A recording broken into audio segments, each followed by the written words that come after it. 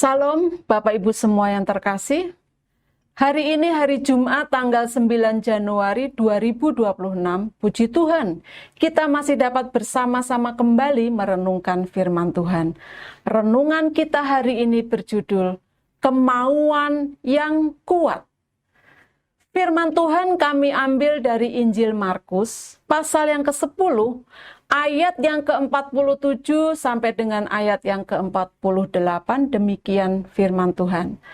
Ketika didengarnya bahwa itu adalah Yesus orang Nazaret, mulailah ia berseru, "Yesus anak Daud, kasihanilah aku." Banyak orang menegurnya supaya ia diam. Namun semakin keras ia berseru, "Anak Daud, kasihanilah aku."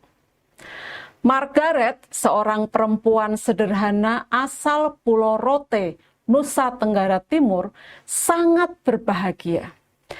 Ia berhasil diterima di Fakultas Psikologi Universitas Indonesia melalui seleksi nasional berdasarkan prestasi alias SNBP. Kuliah di UI adalah impian Margaret sejak kecil.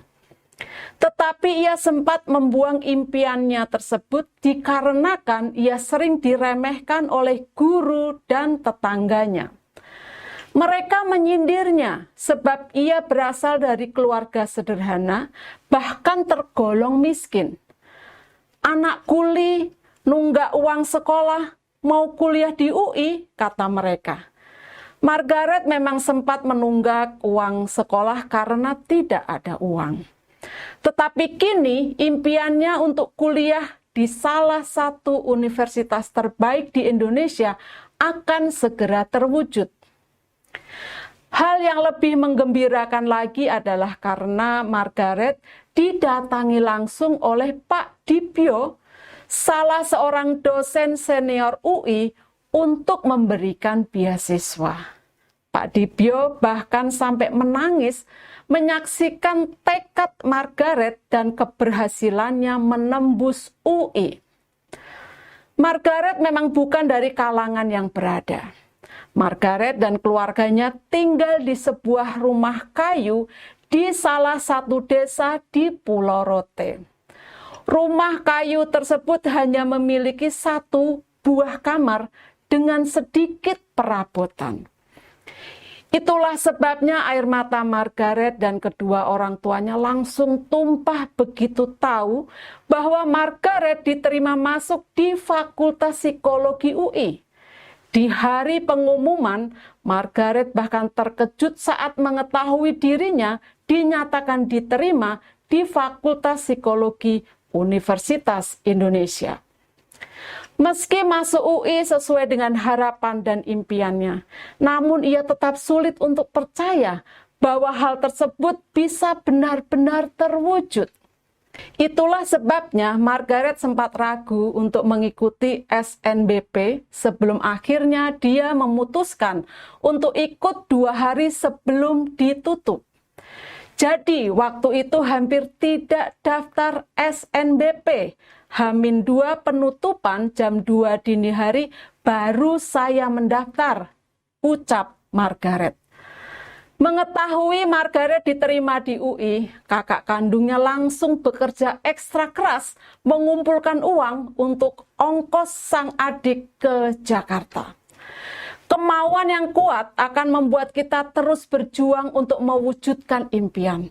Sekalipun ada penghalang, seperti keterbatasan materi dan sindiran dari orang lain, hal itu akan mampu kita lalui jika kita punya tekad yang kuat.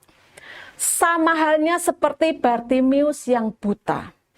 Dia bertekad untuk bisa melihat, karena dia akan sangat terbatas jika dia tetap buta.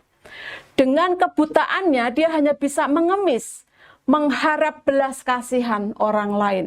Tetapi jika dia bisa melihat, maka dia bisa pergi kemana saja yang dia mau dan bisa melakukan apapun yang dia suka. Karena itulah ketika ia mendengar Yesus sedang lewat, ia berseru kepadanya untuk menyembuhkannya. Bahkan larangan orang lain agar dia tidak berteriak tidak digubrisnya. Malahan ia semakin keras berteriak. Pada akhirnya ia pun mengalami kesembuhan sehingga matanya bisa melihat. Kata-kata bijak. Tidak ada yang bisa menghalangi kemauan yang kuat asalkan kita tetap mengandalkan Tuhan.